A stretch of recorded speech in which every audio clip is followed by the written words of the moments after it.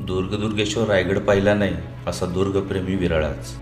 राजमाता जिजाऊंनी जिथं अखेरचा श्वास घेतला त्या पावन पवित्र भूमीला म्हणजे पाचाळकोट व समाधीचे दर्शन घेतल्याशिवाय किल्ले रायगडाची भेट अपूर्णच. जितका मान श्री रायगडाला तितकाच सन्मान पाचाळच्या भूमीला. पाचाळ म्हणजे पाचाळ, 5-6 विहिरींचं गाव म्हणजे पाचाळ.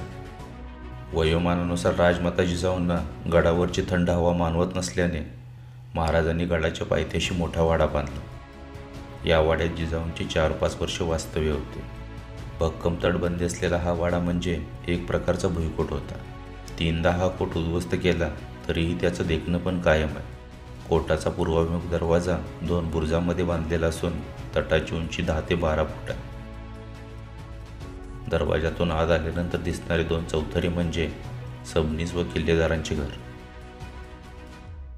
याच्या उजव्या बाजूचा चौथरा हा कोटाची सदर आहे. या पाठीमागे आऊसाहेबांचा राहता वाडा नजरेस पडतो.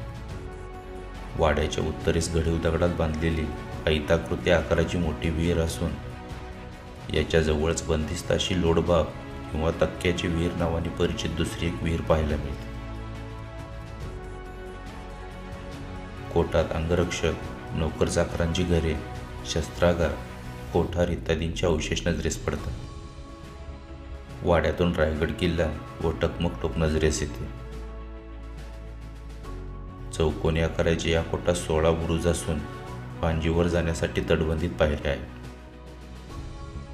संपूर्ण कोट 1 तासात पाहून होतो.